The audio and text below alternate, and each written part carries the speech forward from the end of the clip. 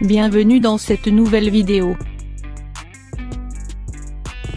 Avenida résumé de l'épisode 17, Carminia n'en croit pas ses yeux quand Rita dit que c'est lui qui a mis la lingerie dans son sac. L'agent de sécurité par sa bonté n'a pas emmené Nina au commissariat. Dans l'ascenseur, Carminia lui demande pourquoi elle a pris sa défense vu qu'elle était seule dans la pièce d'essai de lingerie alors que Nina était hors d'atteinte de la valise. Elle demande à Nina à garder le silence sur cette affaire car cela a dû glisser dans la valise pendant qu'elle parlait au téléphone.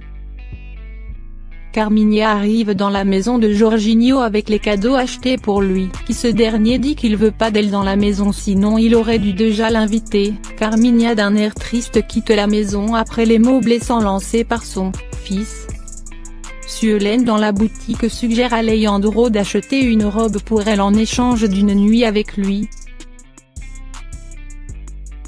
Jorginho dans la maison, Nina qui finit de préparer le plat. Jorginho est très heureux, la félicite disant que c'est délicieux. Nina veut quitter la maison pour rentrer chez Carminia mais Jorginho veut pour qu'elle attend que la pluie cesse. Nina malgré tout sort dans la pluie et Jorginho la suit avec une parapluie tout en la suppliant de retourner dans sa maison. Une voiture passe à toute vitesse, Jorginho prend le devant pour éviter que Nina soit sale. Étant tout près, il reconnaît l'odeur du parfum de Nina. Peu de temps après, Nina monte dans un bus et se met à pleurer. Elle se souvient le jour de son départ dans la décharge d'ordures où elle a promis à Patate de revenir un jour. À son retour à la maison, il retrouve sa copine Deborah en train de déguster la délicieuse nourriture préparée par Nina. Deborah commence à l'embrasser, ce dernier se souvient quand il était si proche de Nina et l'odeur du parfum. Nina apporte de la nourriture pour Carminia dans sa chambre. Nina commence à la féliciter pour sa bonté et ses bonnes manières. Carminia se sent flattée, elle demande à Nina de devenir son amie.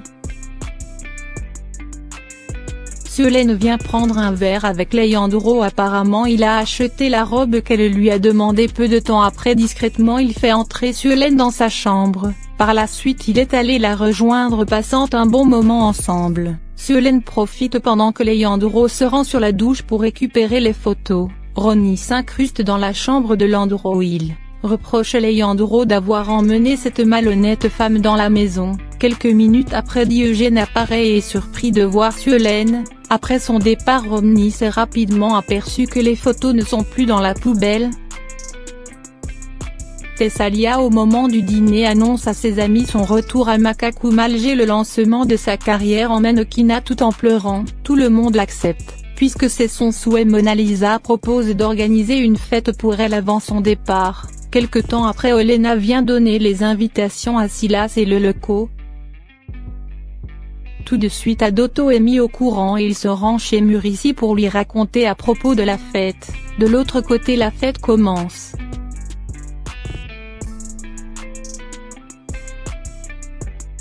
Au bord de la chambre de Nina, Jorginho arrange les papiers journaux. Du coup il voit une poupée identique à celle qu'avait Rita. Il rentre dans la chambre et des souvenirs d'enfance refait surface.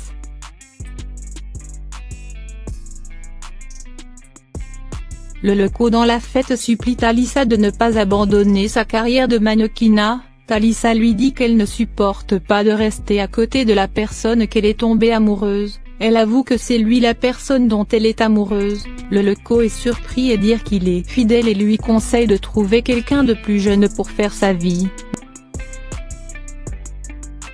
Muricy débarque dans la maison de Mona Lisa et fait un scandale en voyant Leleko avec Talisa. Nina se rend à l'endroit où elle a l'habitude de discuter avec Lucinda pour lui raconter comment elle est en train de fuir Jorginho, pourtant elle est profondément amoureuse.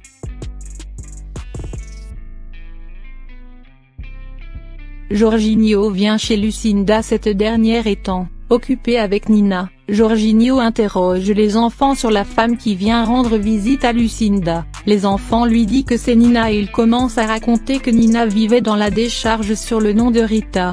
Ensuite un enfant lui a montré une photo récente où il voit Nina. Ce dernier n'en croit pas ses yeux.